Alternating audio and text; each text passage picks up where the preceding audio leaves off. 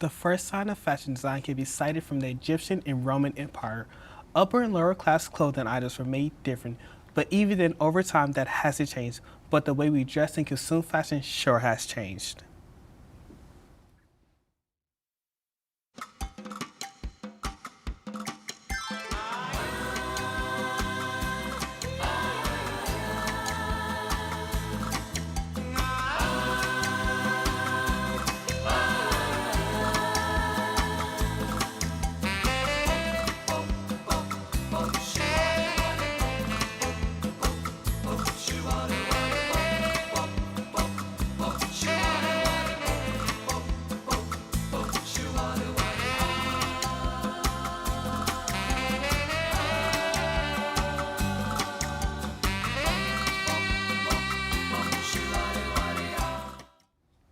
I'm Joris Sarah Icon, instructor, fashion apparel designer at MyEd. Your fabric artist is sustaining life, living advocate. Can you explain a little bit about that for me? Hi, Carlos. Yes, I'm an associate professor of the fashion and apparel design program at MyEd. I'm also a knitter, weaver, natural dyer, and fashion designer. And I prefer to use natural fibers and materials within my work, and also to try and be as zero waste as possible. Celebrities, media, economic status, and different cultures all have a say in how trends are created. Women's fashion here in America has evolved over time. Let's take a look at the trends started from the Roaring '20s.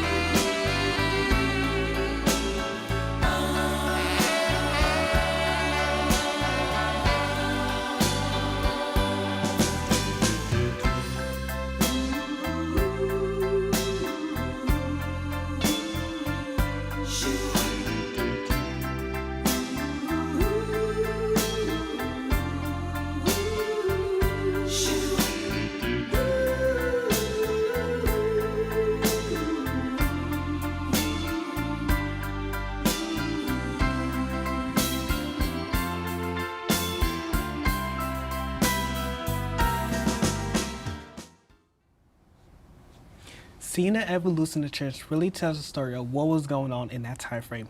Let's discuss the ways trends came to be.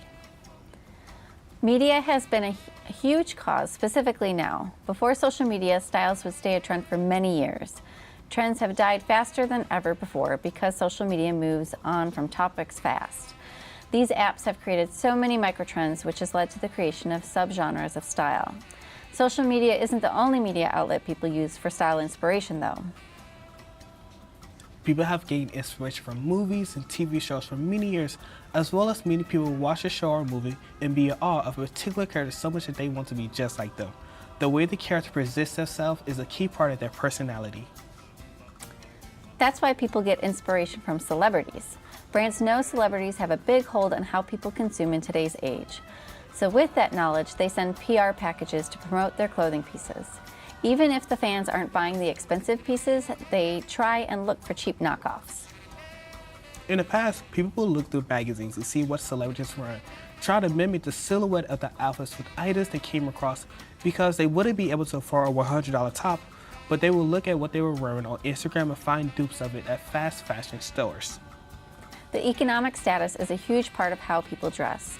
When people have a high amount of money, they tend to spend money on luxury items, and with low incomes, they tend to buy from cheaper options such as thrift stores. Different cultures also create trends within the communities because different values, interests, and they have clothing pieces can show that.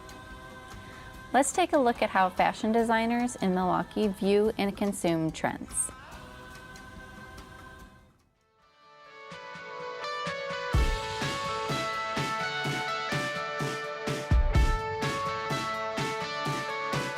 My culture, as a Black American woman, it's impacted in every single way that I've grown up and curated myself as an adult. Black culture is it's just so freeing. I would like to say we all don't fit in one box, which I can appreciate. Everyone has, the creativity is crazy. So I think being able and open to different things, it has impacted me a little bit as far as my own design process. As far as my own personal style, I feel as if I'm free to wear whatever I want and I'm free to express that without judgment.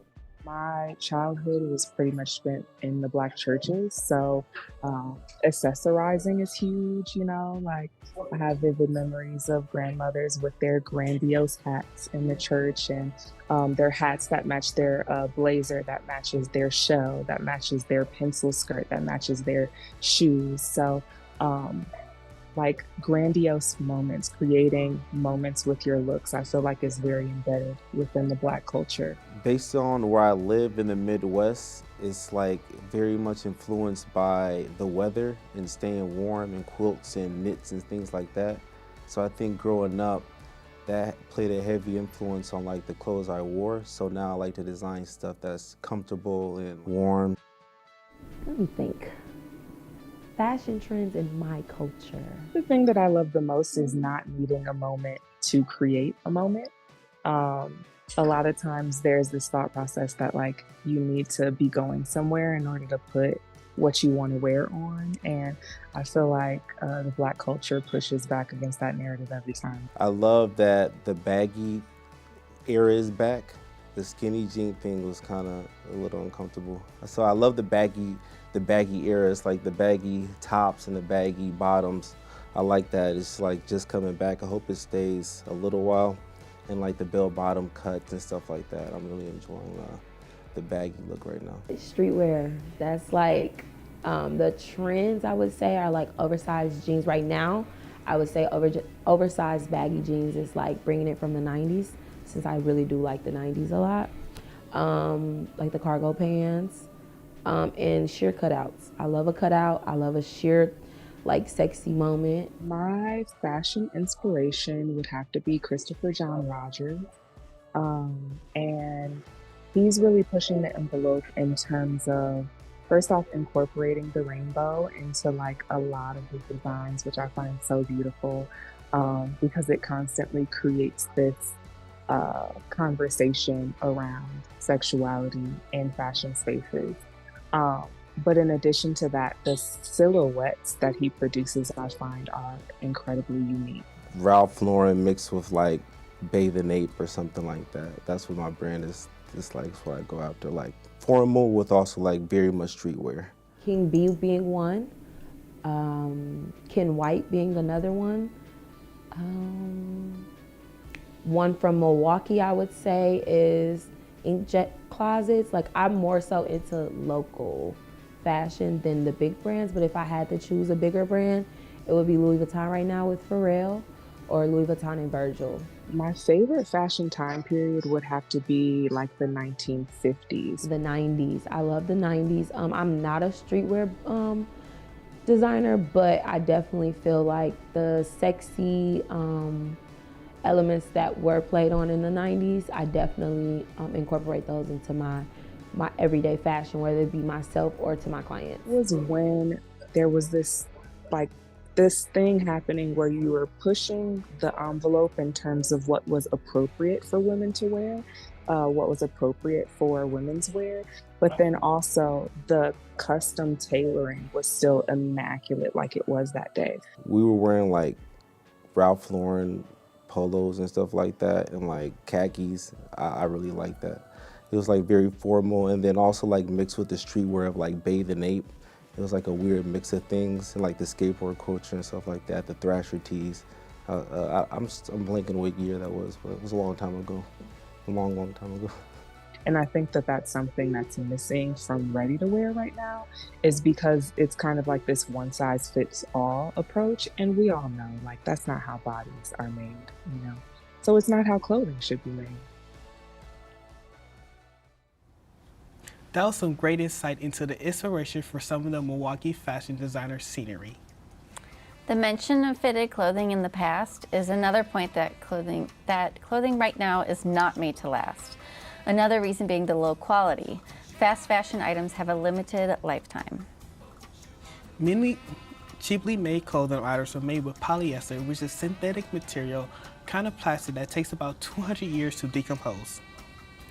It's damaging to the world during its whole lifetime, including the creation. It's one of the main causes of the climate crisis. It's responsible for about 10% of global carbon dioxide emissions. Waste happens during all phases of production, including harming wildlife, damaging land, polluting soil, and water. We'll continue this conversation later. Now let's take another look at the local Milwaukee fashion designers. They'll talk about their creative process and what they want to accomplish within the fashion industry.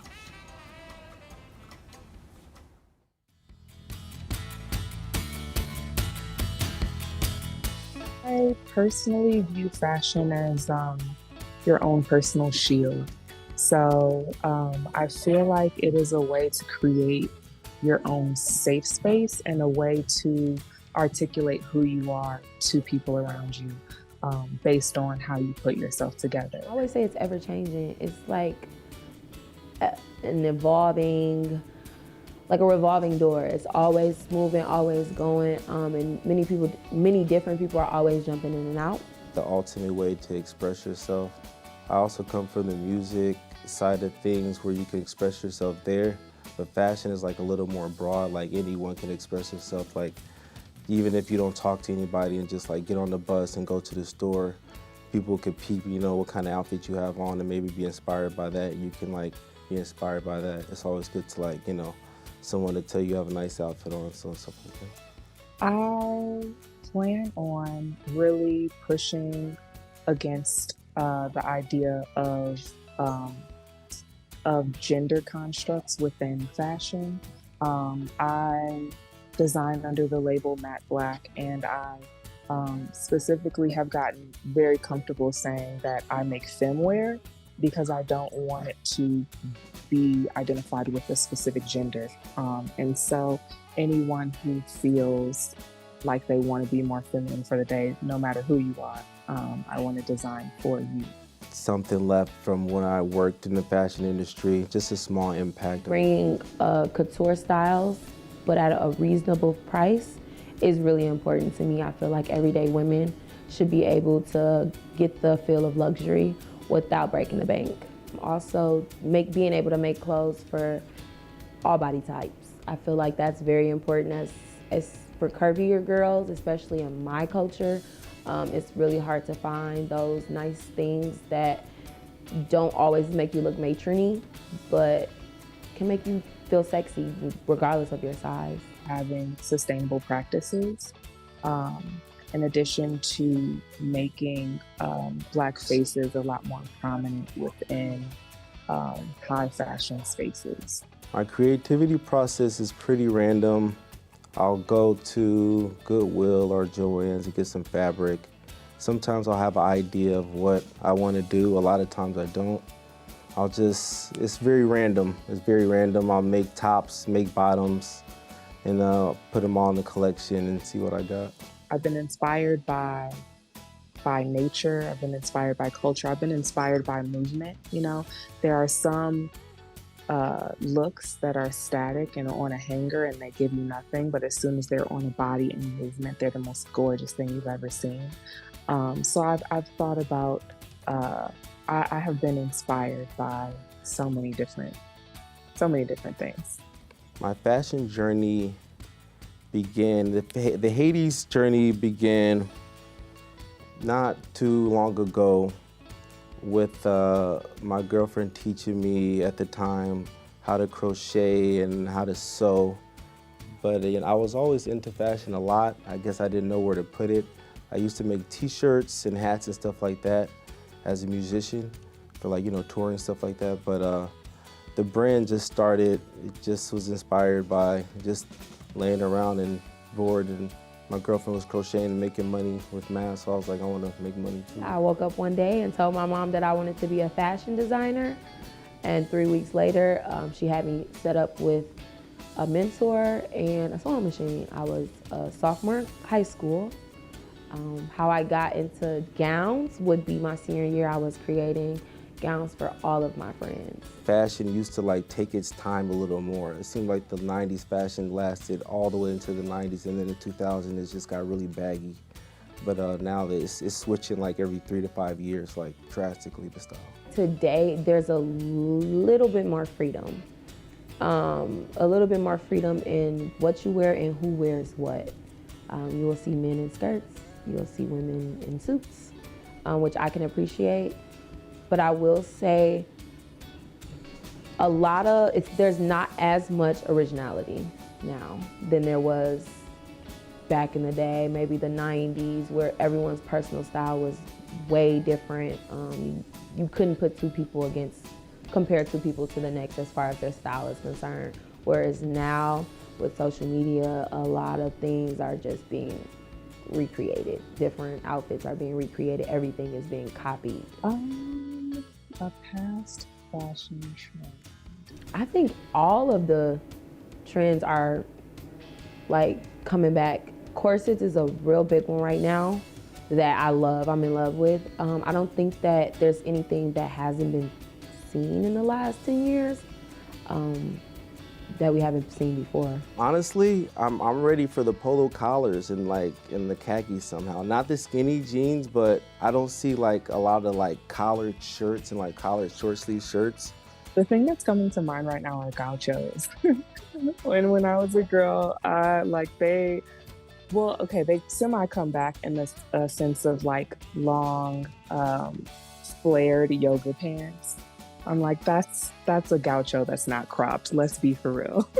But I feel like the croppedness just made them so Y2K. And I feel like that's missing from our now floor length flared yoga pants.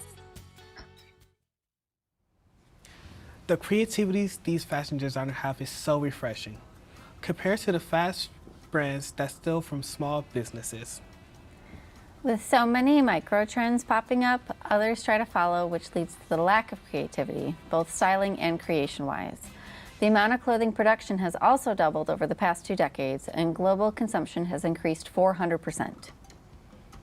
Some ways you can reduce fashion waste is to thrift or buy secondhand clothing. In other ways, it can be affordable alternative. Also, you can look into buying from local fashion designers to get clothes that fit your body type and made for long-lasting wear. Okay, now I'm going to ask you a series of questions. How did you first begin your journey into fashion? I taught myself how to sew at 16 years old, and I also had a grandma that didn't make apple pies but took me shopping downtown Chicago, and so around that time is when my interest in fashion started peaking. Okay, and if you could work alongside a fashion icon, dead or alive, who would it be? I would choose Vivienne Westwood, English good. fashion designer, and I would love to hear her stories and her origins from the punk music scene. Okay, and how do you think today's fashion trends differs from the past? They're definitely a lot faster, and I think the quality of the clothing is also not what it used to be. And just us as consumers, we aren't as responsible with the clothing that we do purchase. Okay. And then out of all the material that you ever made, what was like your favorite piece that you ever created? I don't know if I have a favorite piece, but right now I'm very much enjoying making Halloween costumes for my kids. Okay, and what era do you think had the best style?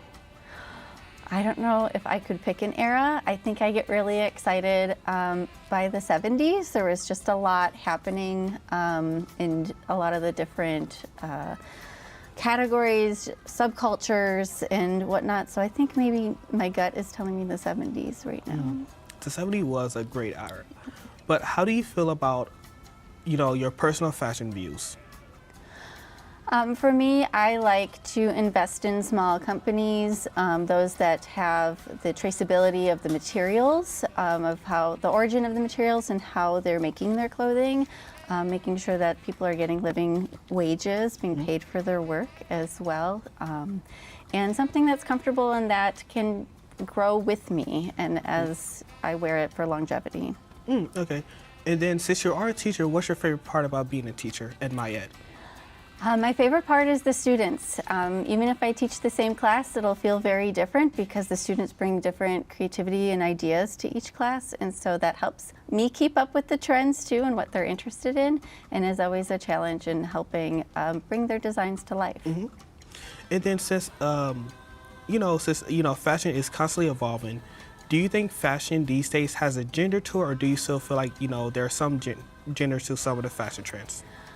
I think some stores want you to think that there's a gender to it, but really, in my views, is that clothing is genderless. It's all self-expression and what makes you feel the best in what you're wearing.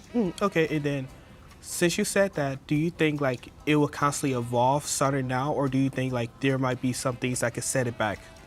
I think it is going to evolve, especially my students in the class I teach. We really view clothing as just a form of expression and that it isn't gendered, and that skirts are for everybody.